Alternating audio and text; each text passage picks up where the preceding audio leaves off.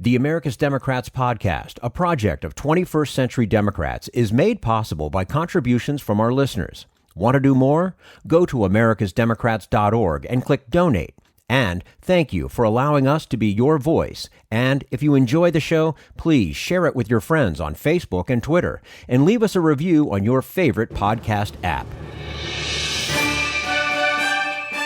This is the America's Democrats podcast, the weekly podcast for stand-up Democrats. I'm your host, Jim Cuddy.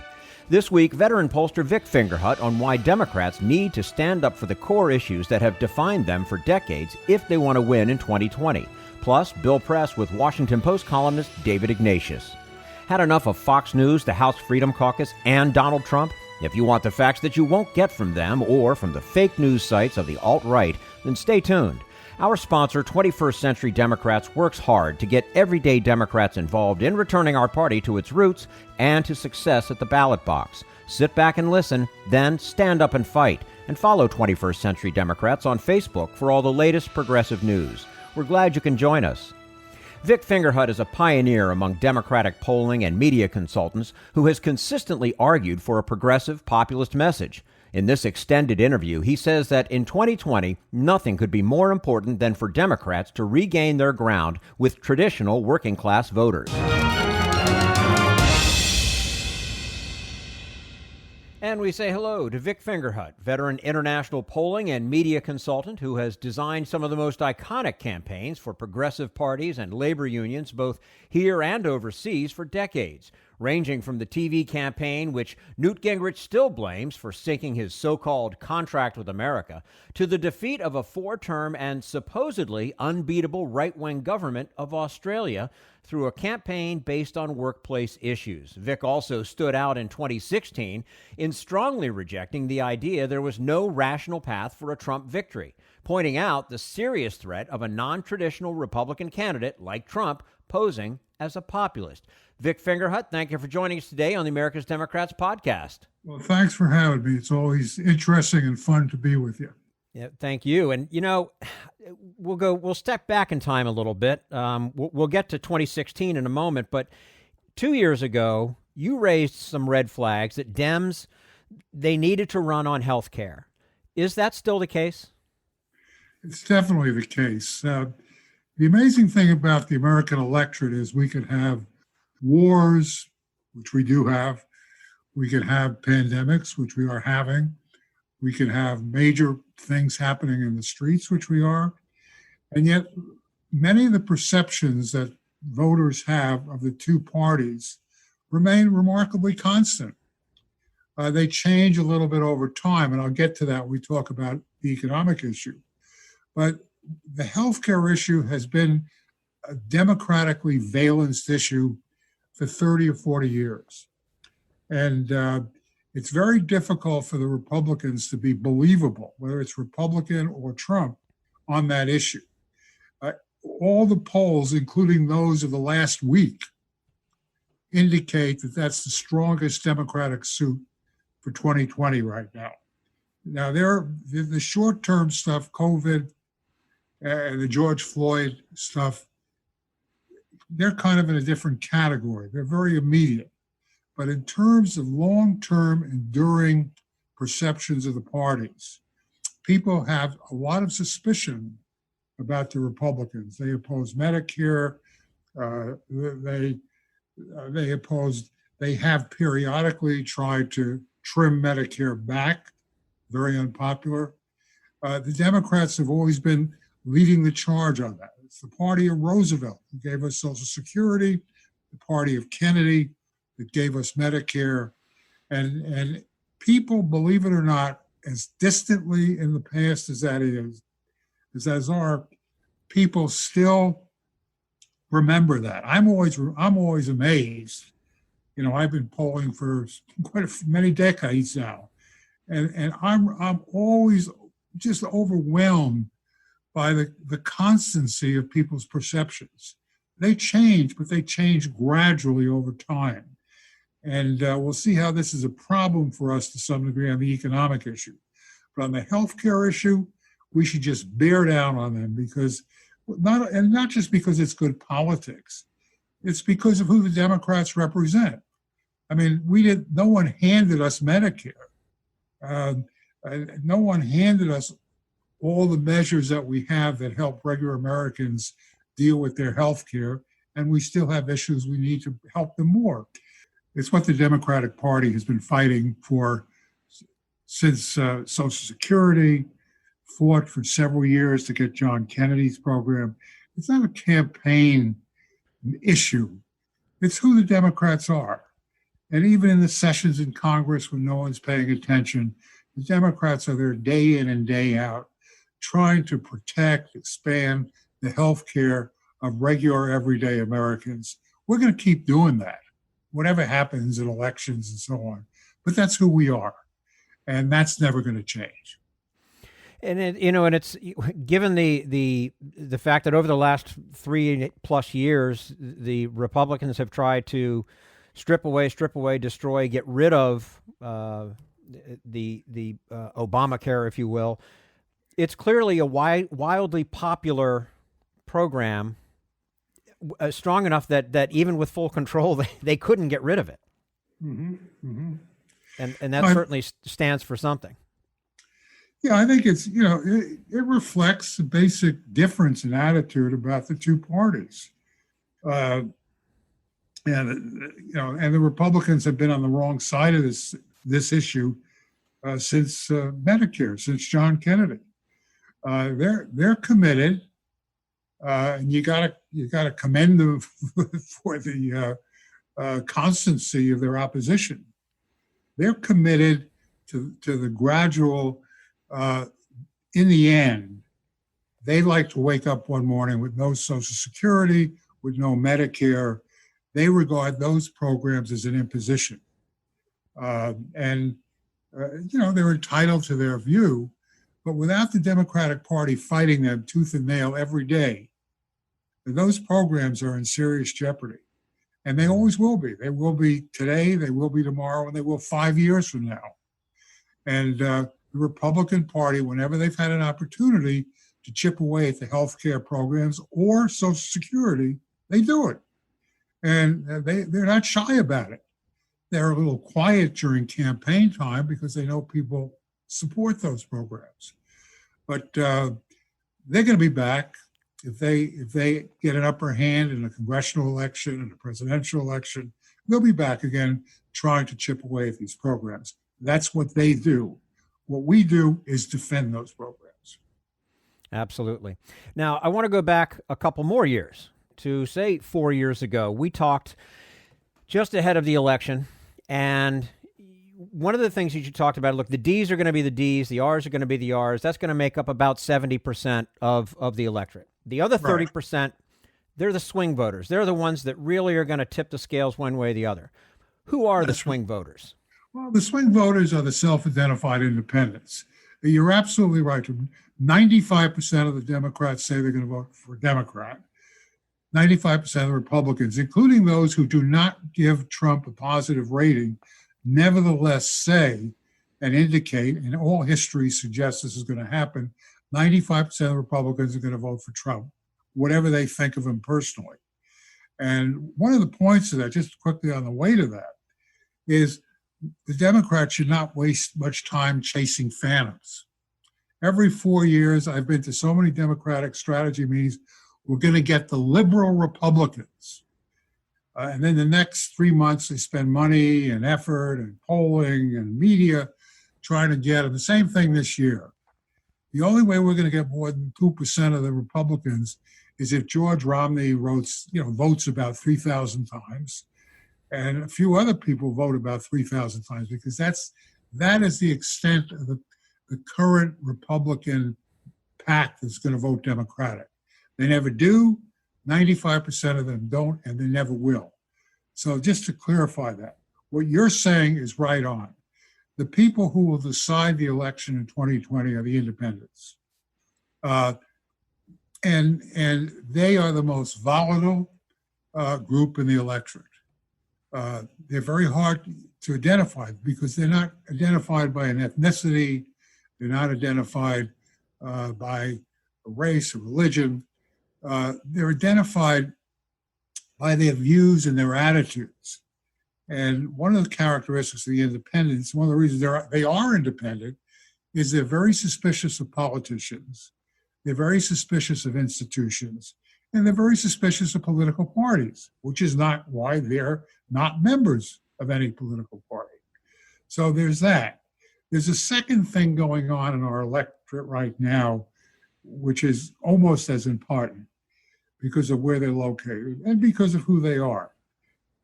In the last several elections, in 2016, but it had predated in 2014, the Democrats got hammered among non-college educated working people. Those are the people who have been the backbone of the Democratic Party, or one of the backbones. African-American voters, some other groups have been constant and solid supporters. But the party since the 1930s, non-college degreed working people have been the solidest backbone of the Democratic Party. In the last decade, we started losing them. And we got hammered in the election of 2014, the midterms. It should have been a warning to us, but no one paid attention to it. And in 2016, they came out heavily and voted very substantially for Trump. The party of Franklin Roosevelt lost the vote of regular working people overwhelmingly in 2016. Where are we now? Well, we're not in a much better shape. The polls are showing that this group of voters are still very suspicious, angry, and not in our camp anymore. Most of them are from Democratic families. You know, dad was a steel worker. Granddad was a machinist. They've come from Democratic cultures. In the last few elections, they voted Republican in 2014 and they voted for Trump in 2016. Whatever implications 2020 has, it's very important not only to win the election, to start getting some of these voters back, but it's critical to get these voters back to reestablish the historic Democratic majority of the United States. The last 10 years have been the best 10 years the Republicans have had in Congress since the Great Depression. We're picking up new voters. We're picking up college-educated people. We're picking up people with PhDs. That's great. That's fine. We're picking up upper-income, college-educated women in the suburbs who are doing better. That's all great. We're picking up a nice percentage of the new Americans. That's marvelous. That's in our tradition. But if we continue to alienate the basic worker class of the United States, we're going to be constantly in campaigns where it's going to come down as it did in 2016, as it did in the Gore election, as it did in the Kerry election. It's going to come down to a few thousand votes here and there. If we want to reconstruct the Democratic majority that we had for so many years, we better get a better chunk of our traditional voters back. Now they have family loyalties that we can work with. We can make reference to Roosevelt and Kennedy. We can tell them how their parents were mistreated at the workplace and how it was the Democratic Party that established rules and laws that limited the misbehavior of big corporations and the mistreatment of families and the mistreatment of workers. But we have to do it. When I did campaigns 20 years ago, Jim, all I had to do was make reference to that. And everybody said, "You're right, Vic, you're right. That's right. We got to, those guys, the Republicans, they're against us. They have a right to be against us. This is America. But they're against us. They represent the corporations, the banks, all these other institutions that really don't care about us and frankly don't want to protect our rights because it costs them money." Okay, that's fair enough. You can't do that anymore. We have to be smarter. We have to be more articulate. We have to be more sensitive. People going on late night TV and casting jokes about working people, as they did in 2016, is devastating to us. People joking, it's one thing to joke about Trump, and there's a lot to joke about. There's also a lot to worry about. But to joke about people who vote for Trump is the height of political stupidity. You don't joke about voters who are important. And you shouldn't joke about them anyway, because they're Americans. They have a right to vote differently than you do. That's part of our system. So all I'm saying is we have our work cut out for us. And we're going to be up against it in 2020. All the numbers right now, even though Trump is down and all the headlines are that he's in free fall, and I hope that's true. It'll make life a lot easier for all of us. But the reality is there's no evidence that we've made a significant resurrection of our strength among traditional working Democrats. And every time someone from a traditional Democratic working family votes Republican, the first time, okay. Second time, that's a problem. By the time you get to the third time, a pattern has been set. And each time they do that, it's going to be more difficult to get them back. And so the 2020 election is not just about beating Trump, although that's obviously objective number one. 2020 is an important election in starting the process of bringing back to the Democratic Party the people who not only have been the backbone in the past, but who are required, who we need to have a Democratic majority in the future. Mm-hmm. Well, now, and in bringing these people back to the party, these swing voters, these independents, and you talked about obviously a hot button issue in healthcare. Another hot button issue for just about everybody would be the economy. Yep. Given that the president went for 3 years talking about the greatest economy of all time and taking all the credit, even though it happened 6 years before his start, that he's made a mess of this economy. Shouldn't Democrats focus on that to win over some of these swing voters? Well, that's a very good question, Jim. And to begin with, the economy probably is the only issue that Trump can win on. We can look at what's happened in the economy, first of all, the first 3 years of his administration, particularly in the old Rust Belt, Ohio, Michigan, Wisconsin, Pennsylvania. Millions of folks up there, rightly or wrongly, attributed better times to Trump and the Republicans. We can say, well, that's nonsense. The recovery was in motion in the last year of the Obama administration, so on and so forth. But we can say whatever we want on that score. The fact of the matter, many, many people believe that the Democrats have neglected the Rust Belt for years, and that for whatever reason, the economy grew for the first 3 years of the Trump administration.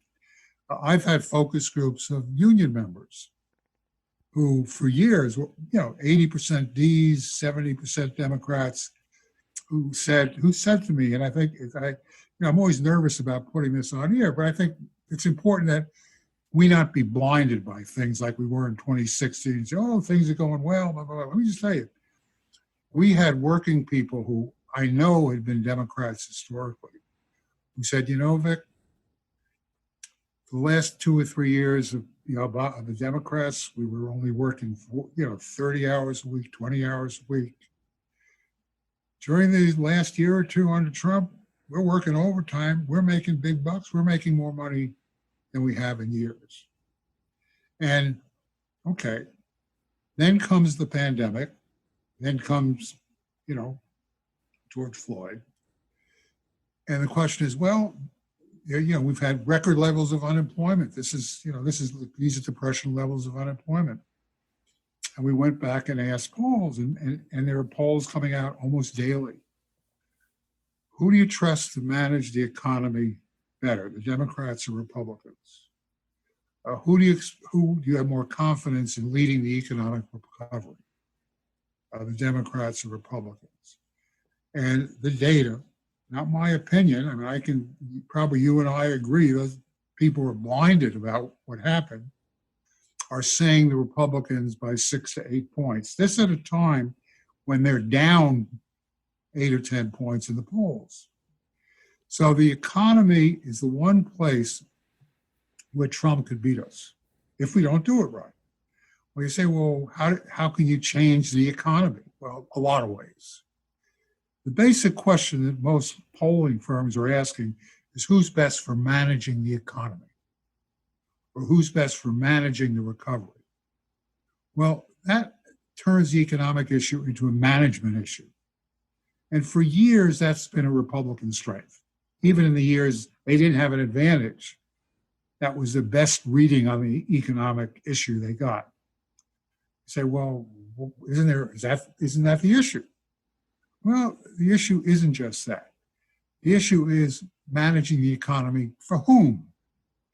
When you added that in a question, the same people who said the Republicans by 10 points would better manage the economy, when you ask them who would better manage the economy in a way that helps ordinary working families, families like yours, we pick up 10 points and we obliterate that lead. So the first kind of lesson in all this is that Democrats talking about the economy, whether it's in your congressional district, your state, or wherever, but particularly in the swing areas, is don't talk about it as a management issue. Talk about it on the basis of a populist for whom, whose side, the economy for whom.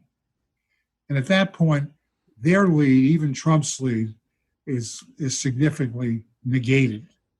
It doesn't mean we have a huge lead at that point, but his lead is obliterated. We say, well, can we do better than that?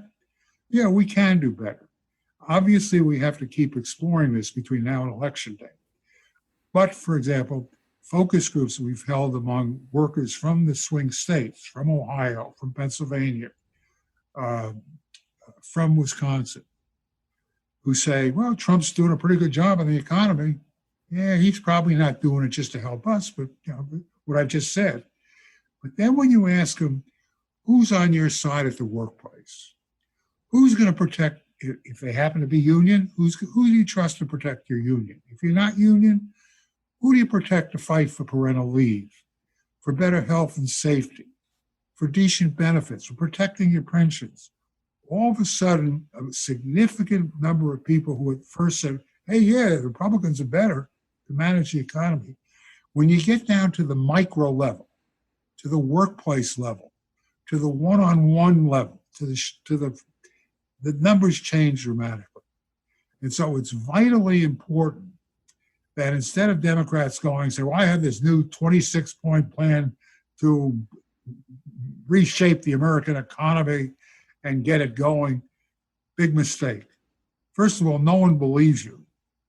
And secondly, you're wasting time when you could have been talking about issues that do work for us, which include workplace issues in the economy and healthcare, to engage on what is the management of the economy as a whole. What economists would call the macroeconomic issue is a big mistake. It's a loser. We're trying to fundamentally reshape people's basic attitudes during an election campaign, and there's no reason to do that. We have issues with frames within the economic issue that work for us already. Why engage in a difficult conversion effort, which, by the way, will not work? Walter Mondale looked at the budget deficits of the Reagan years and said, hey, we're going to run on the deficit. Well, no one except Walter and maybe Mrs. Mondale believed the Democrats were better at handling the deficit. Polls for 60 years have shown nonsense. No one believes us on that. And, or John Kerry running on certain foreign policy issues. No one believed us. In both cases, they may have been right. But if you run a campaign going against the fundamental preconceptions of the electorate, the results have not been very good. And there's no reason to do it because we have important issues. We have health care. We have making sure your spouse is protected at the workplace. Those are important issues, and they're seen as important issues. And we should not move away from our strengths and challenge the Republicans on areas of their strengths. In a very real sense, That's what political campaigns are all about. People go into the voting booth next November, this November, and say, who's going to handle the economic recovery better? You get a tough road. Maybe they'll screw up so badly in the next 4 months that we'll even win on that one. It's possible.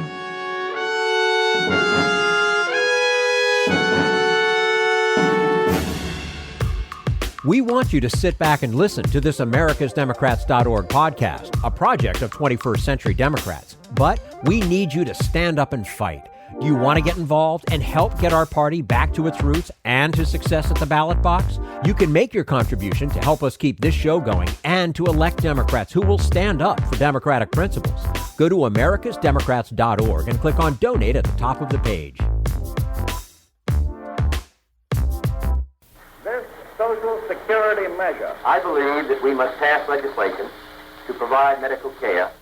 This is our tradition. When our grandparents came to America, it was the Democratic Party which said, welcome. It was the Democratic Party, the party of Roosevelt and Truman and Kennedy and others, who said that America belonged to all its people, not just a handful of the rich or a few giant corporations. That's why great leaders like FDR fought so hard for Social Security, and why JFK stood up to the insurance companies and their Republican allies to get Medicare. It's not just one thing, or one time, in one place. It's about a whole history of standing up to the Republicans and saying someone has to be on the side of regular working people in America, whether it's defending Social Security or just the way your loved ones are treated on the job. That's what the Democratic Party is all about. And that's why this message has been brought to you by the Democratic Party. Working people like you and me. Paid for by 21st Century Democrats. Not authorized by any candidate or candidates committee. This is the America's Democrats podcast, the weekly podcast for stand-up Democrats.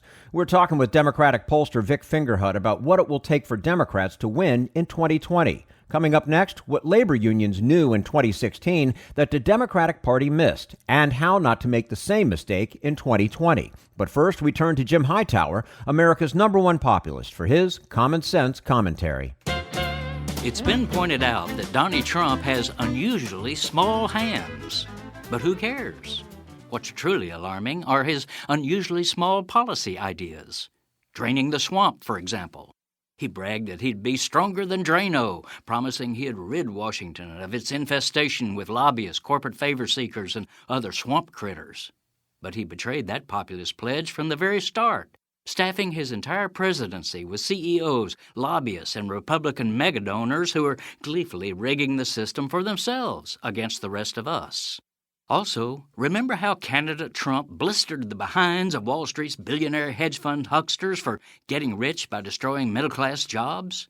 He promised that, by gollies, he would take away their loophole that lets them escape paying taxes they owe.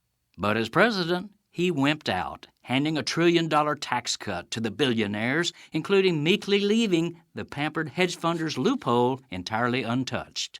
And where's that Make America Great guy who claimed that only he had the vision and chutzpah to rebuild America, pledging to launch a $1 trillion investment in our national infrastructure? His chutzpah petered out and his vision shriveled to a hokey scheme of smoke and mirrors, basically asking states and corporations to come up with the money and calling on them to privatize our public infrastructure. Where's the greatness in that? This is Jim Hightower saying, poor Donnie wants to be thought of as a modern-day Teddy Roosevelt, so he constantly poses as a populist, bigger-than-life bull moose character who's got the right stuff to bust the profiteering trusts in order to stop their rip-offs and their schemes to knock down the middle class. Sadly, though, a pose is all it is, for he's just a run-of-the-mill plutocratic president who speaks loudly but carries nothing bigger than a limp twig when it comes to dealing with the corporate powers. If you'd like more of Jim Hightower's real populism, check out the Hightower Lowdown. Jim's monthly newsletter gives you the real lowdown on which corporations, by name, are doing what to the middle class, our environment, and our democracy. Each month, the Hightower Lowdown brings you facts you didn't know, along with actions you can take to fight back. It also comes with a sense of humor. Hightower believes we can fight the gods and still have fun. Plus, get this, it's cheap. Only $15 brings you 12 issues a year. For real populism, go to hightowerlowdown.org. This is the America's Democrats podcast, the weekly podcast for stand-up Democrats. And now we continue our conversation with Democratic pollster Vic Fingerhut about the path to victory for Democrats in 2020. Vic, what you've been saying is that if Democrats want to win, they absolutely need the votes of working people. And to do that, they need to stay away from the big macroeconomic talking points and connect to voters directly about what matters to them on a daily basis, and then listen. That's exactly right. And there are a couple angles to that's so important. I just finished a few years ago, I got just doing a race in Australia for the Australian Labor Party, and their history was talking about, $6 billion and $3 billion, and I think ordinary people just didn't even know what you're talking about. But they ran a campaign against a 4-term conservative incumbent prime minister. And they ran it strictly on workplace issues, protecting the rights of workers at the workplace. And we clobbered him. This guy had been elected 4 times. His party had been elected. And not only did we clobber the party, we beat the guy in his own constituency. I think it's this whole question of being of handling the economic issue in what we call a micro way, in a personal, in a workplace way. And you know what? Maybe one of the reasons we've had a problem in recent years is because of the changing class composition of the people who make decisions in the Democratic Party. They're college educated. Many of them have graduate degrees, and that would include me. I've learned stuff not only from what the poll data shows, but I work very regularly with the labor movement. And they saw the Trump thing coming 2 years before the Democrats did. Because they saw the guys with the Trump stickers on their hard hats. They heard people talking about, the Democrats used to care about us, but they don't seem to be paying as much attention as they used to. And this guy Trump says he's for us. Well, one of the things the Democrats could do a lot better in the next 4 months is pay attention, whether they're union or non-union. There are tens of millions of frontline workers. There are 13 frontline workers in the AFL-CIO and in SEIU and the other labor federation. Listen to what they say. Don't make decisions based on what some, 7-figure guys on TV in New York and LA are telling us is what the American people want and feel. They have an agenda, which is fine. Everyone's entitled to their own agenda. And if you happen to be a voice in a major network, you have a great vehicle to express it. And there's nothing wrong with that. That's America. That's just the way things are. But maybe Democrats all over, when they have campaigns, should not just have a labor guy who comes in to make sure they deliver the votes, they do the GOTV stuff to get people out of the polls. Why don't you listen to them? Why don't you find out what they're saying about Trump and about the Democrats? They're out there with iron workers and machinists and all kinds of workers, healthcare workers. They know what's going on. And while it's great we have all these PhDs, it's great we have all these people with advanced degrees, it's great we're getting the college vote in many places. It's wonderful. But maybe we're just not hearing from the kinds of people who came out, for example, in November 2016. Mm-hmm. I don't know if you remember that evening. All the media guys were sitting there with their mouths open when they realized that Clinton had lost. I don't gloat about it. That's terrible. I was very unhappy. The labor movement saw this coming. They even did a poll a month out to show the Democratic Party, to show the Clinton campaign, we were losing regular, traditional, inherited Democratic working class votes. And unfortunately, the Clinton campaign and everybody else, the media, it's in the bag. Remember the line, there was no rational path for a Trump victory? Right. Which will go down as one of the most nonsensical lines in American political history. Well, it was voiced on every network. It wasn't just CBS or CNN. It was all of them. And so maybe our folks maybe want to turn off some of that stuff and maybe go down and chat with the construction guy or a friend of theirs or a cousin or someone who's in the labor movement. And what do they say? Because they have much better antenna than the folks who are in these fancy media outlets in the major cities who are totally remote from what's going on in this country. And we're speaking with Vic Fingerhut, veteran international polling and media consultant who has designed some of the most iconic campaigns for progressive parties and labor unions, both here and overseas, for decades. Vic, what symbols should Democrats be highlighting? Well, I think there are just a few simple ones. I mean, first of all, we should talk of, we should evoke Roosevelt and Truman and Kennedy. They represent in different parts of the country. People say, well, they're history. Well, they are history, but many people, particularly people we're losing in the key industrial states, probably grew up with a picture of either Roosevelt or Kennedy or both in their living room or their kitchen. So the notion that when these, that they're irrelevant is just nonsense. I think we ought to use the image of working people. When you ask people which party do you trust to take care and to be on the side of regular American working people, the Democratic Party still has some inherited goodwill. Now, we can't play with that for too long. It's thinning. And if traditional Democratic working people, again, as I said a moment ago, if they cast another ballot or another ballot for the Republicans, that link will be stretched thin, maybe, and broke, in some cases broken. So we should evoke those kind of symbols. There's nothing wrong in talking about Social Security and Medicare, because that's not just history. That's who we are. If it wasn't for the Democrats, we wouldn't have Medicare. We wouldn't have Social Security. And if you beat the Democrats bad enough in a couple of elections, you're not going to have it in the future. So I think it's important for us to think about that. It's also important for Democratic pollsters and others to test those things of the past.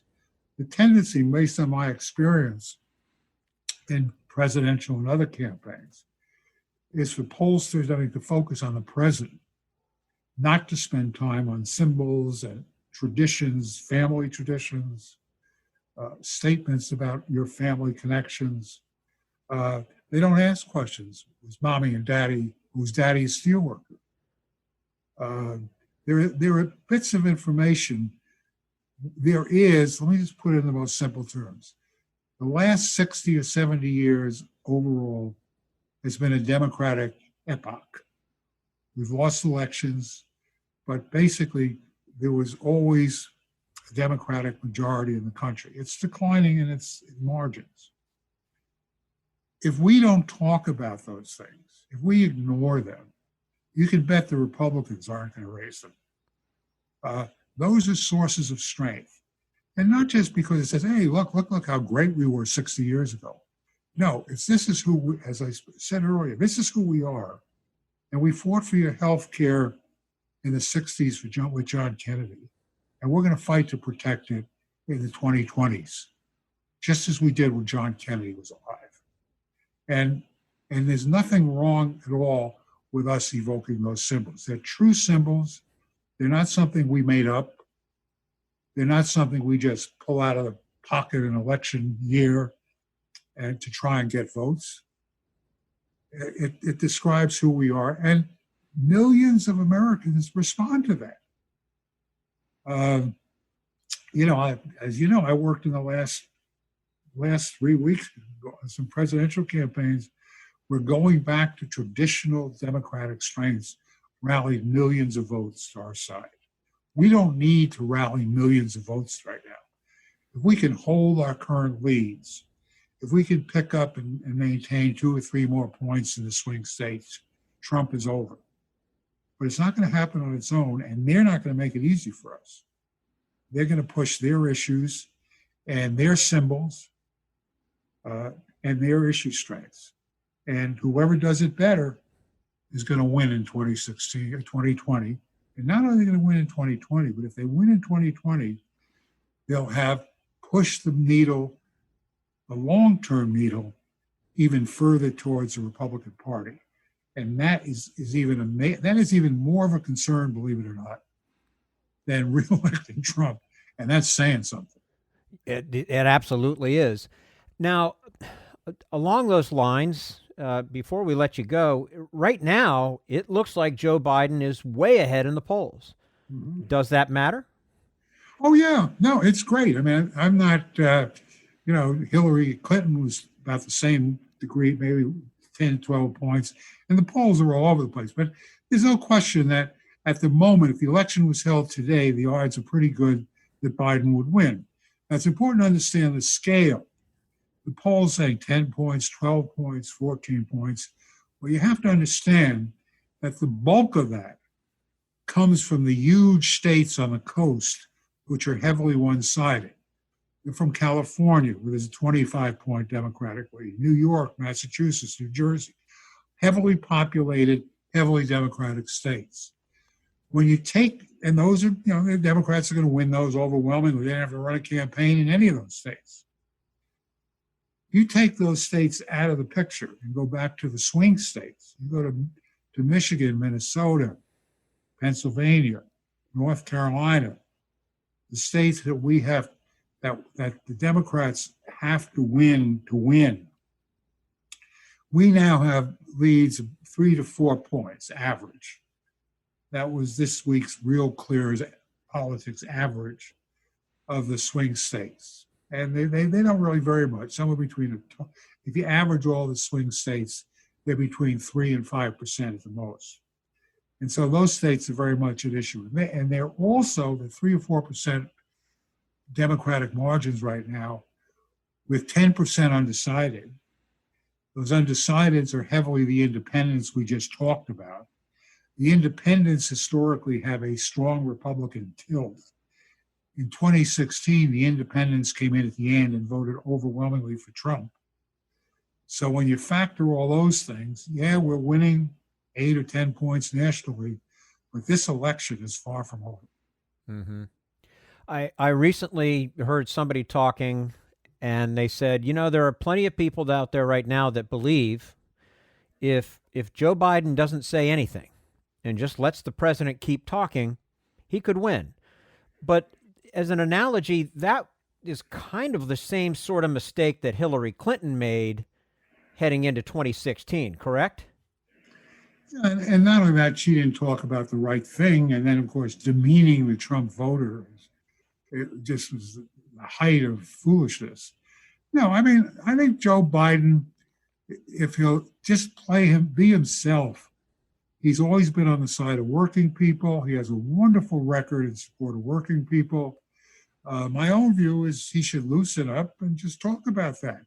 He doesn't have to be so conscious about every comma and semicolon and choice of words, or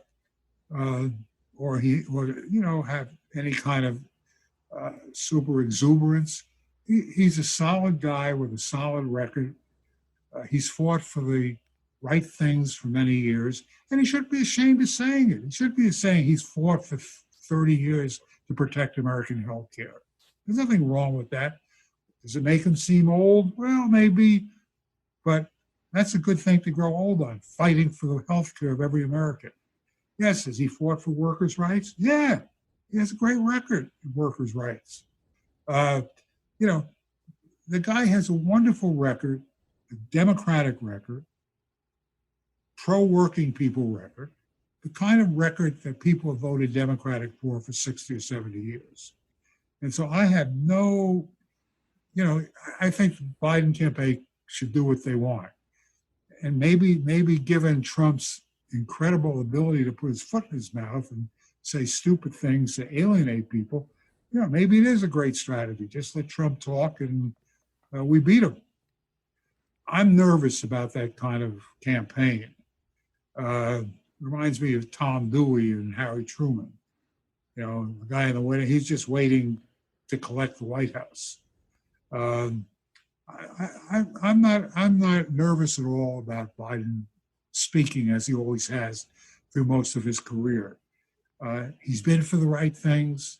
Sure, people, you're in politics for 40 years. You're going to get certain votes that some people don't like, or that were not progressive votes 40 years ago. By current standards, okay, fine. But I don't think Biden ought to be defensive either about his record, which I think is excellent, or his ability to express himself. I've listened to Biden speak over the years. And he says the right things. He's for the right things, and I don't think you ought to be shy about it at all. I have no problem with Biden being right out there, frankly. Okay. Vic Fingerhut, veteran polling and media advisor, joining us today on the America's Democrats podcast.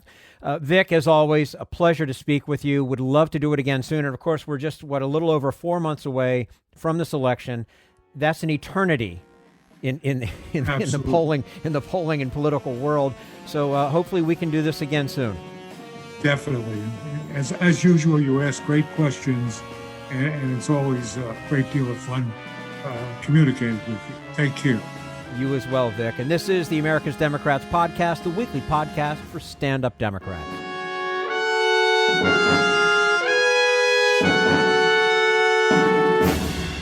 We want you to sit back and listen, but we need you to stand up and fight. Help get our party back to its roots and to success at the ballot box. Make your contribution to keep the americasdemocrats.org podcast, a project of 21st Century Democrats, on the air, and help elect stand-up Democrats. Go to americasdemocrats.org and click on Donate at the top of the page.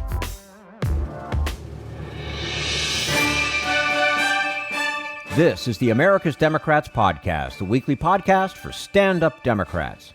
What Donald Trump is trying to accomplish in the world and why it's not working. Bill Press talks with award-winning Washington Post columnist David Ignatius.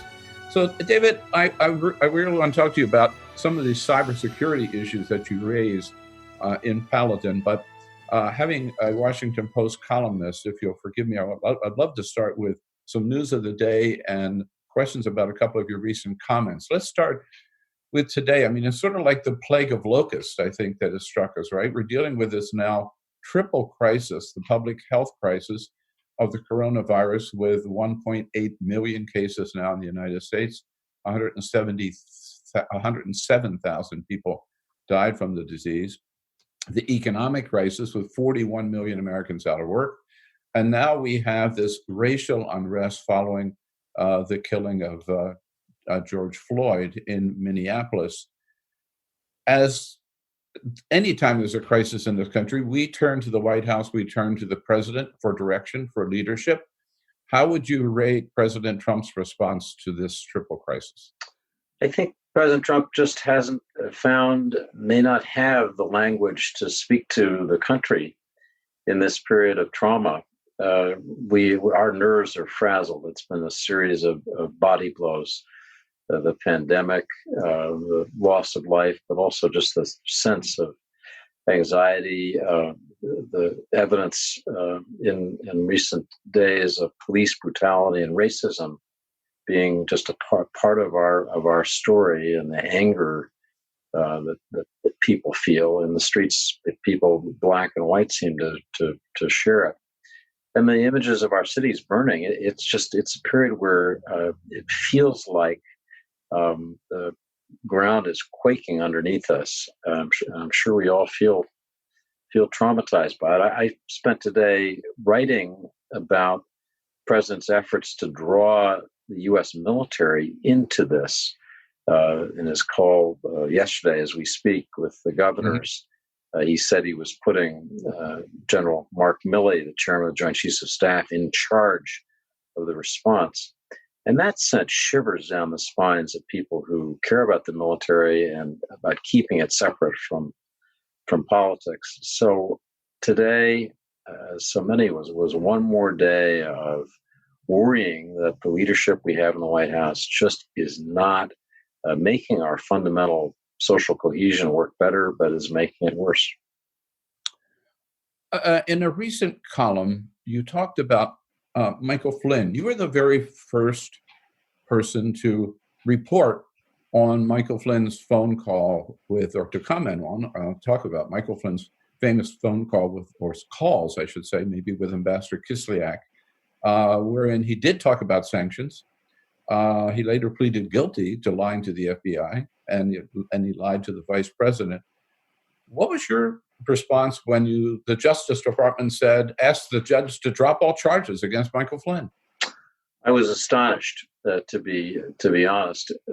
This was a case in which Flynn had pleaded guilty to the charges, had settled a more complicated investigation that involved additional allegations against him, but had said that he, in his interview with the FBI, had misrepresented the nature of his conversation with Ambassador Kislyak. We now have the transcripts of the conversations that took place on December 29, the day in which the U.S. expelled 35 Russian diplomats, in quotation marks, in retaliation, finally, for the Russian assault on our elections in 2016. On that very day, we now have a transcript of what Michael Flynn, the National Security Advisor designate, was saying to the representative of this country that attacked us. And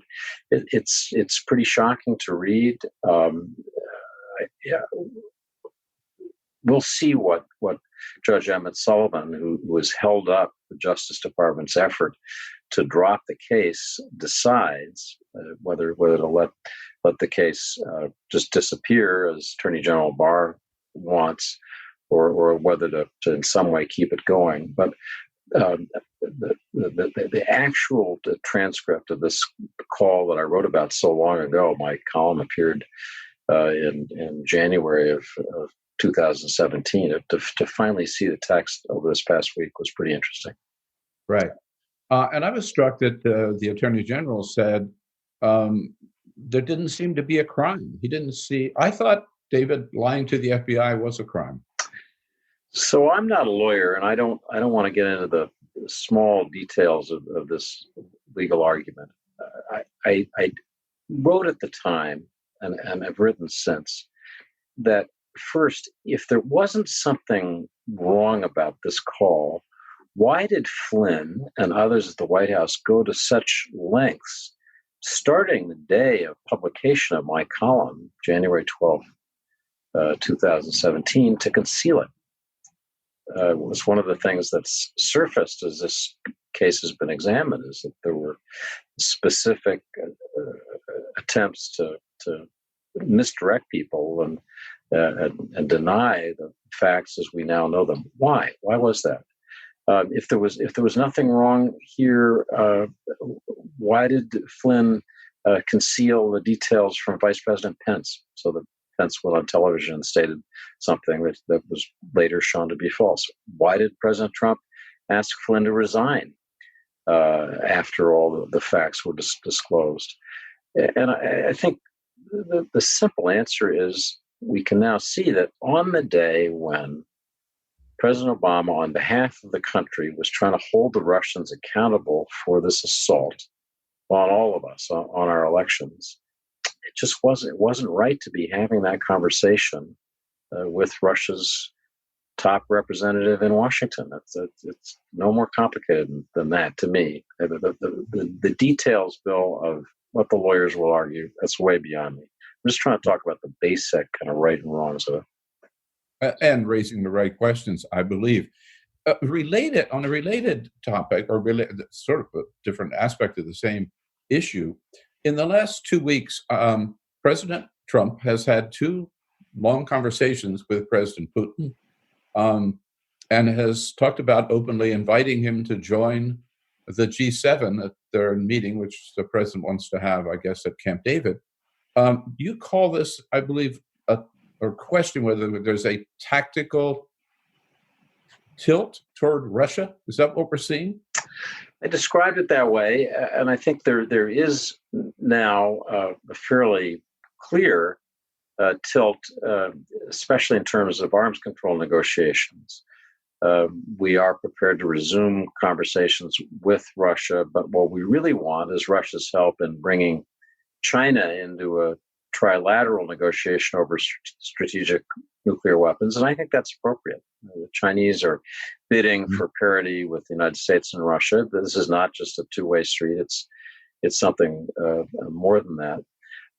Beyond that, I felt for 4 years now that there's nothing inappropriate in itself in wanting to have dialogue between the U.S. and Russia, even in a period of extreme tension and difficulty like this. I think that's what countries do. It wasn't appropriate to have it on the day that we were imposing sanctions, expelling 35 diplomats. But in general, I think that countries need to keep talking even when they're in a state of high tension and confrontation. So that desire on the part of the president, I don't find fault with the basics of that.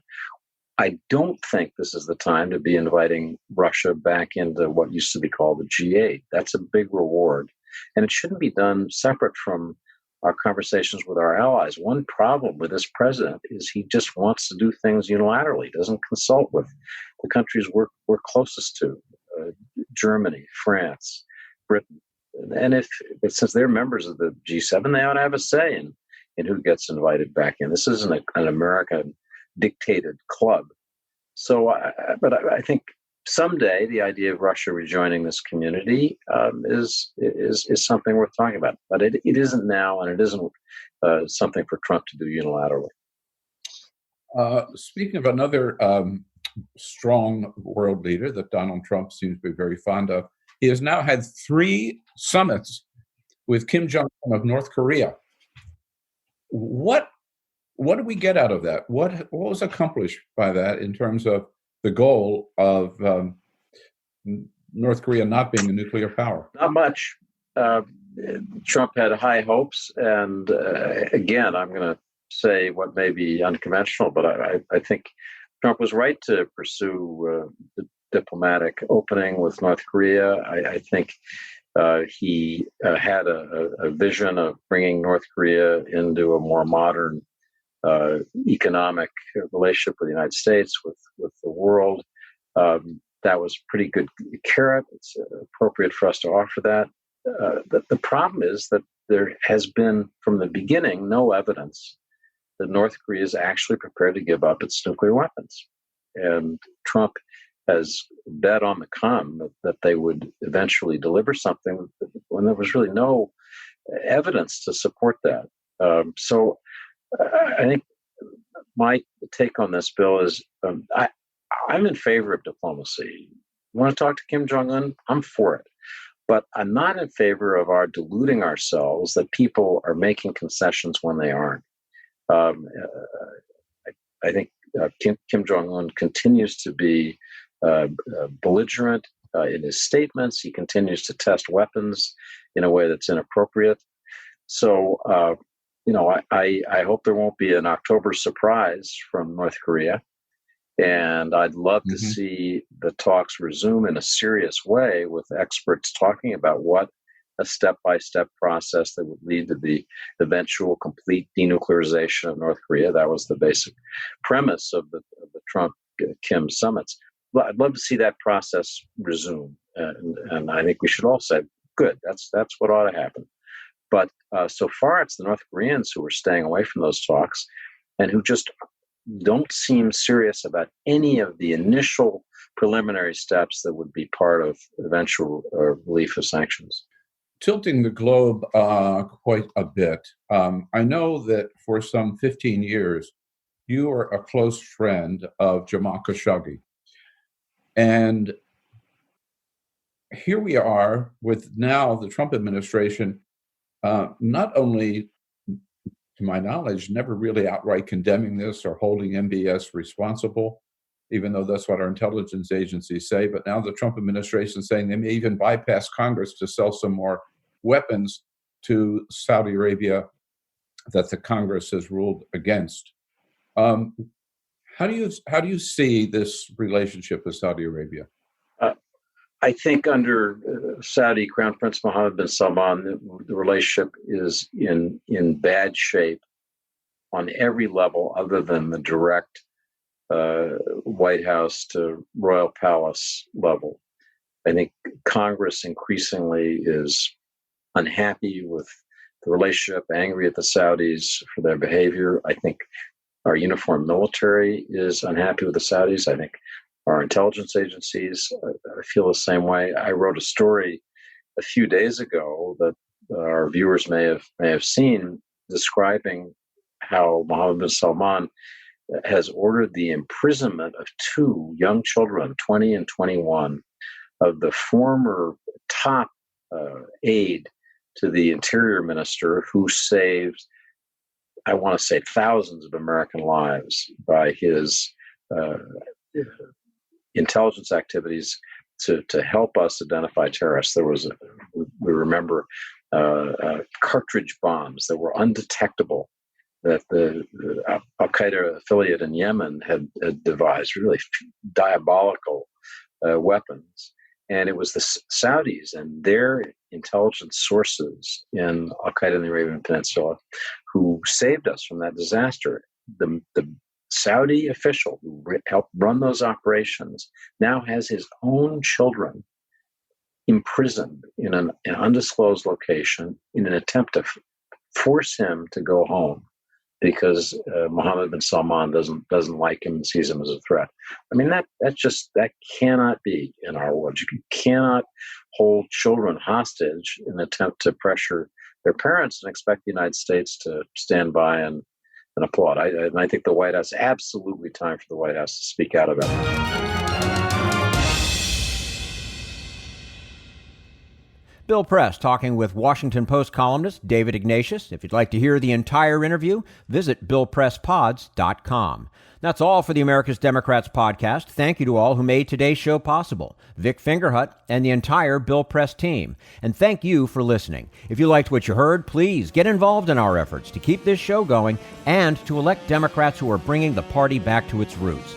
Go to americasdemocrats.org and click on Donate at the top of the page. And be sure to find 21st Century Democrats on Facebook and Twitter, and leave us a review on your favorite podcast app. For the America's Democrats podcast, I'm your host, Jim Cuddy. We want you to sit back and listen, but we need you to stand up and fight. Join us. Support the americasdemocrats.org podcast, a project of 21st Century Democrats, and help elect Democrats who will stand up for democratic principles with your contribution today. Go to americasdemocrats.org and click on Donate at the top of the page.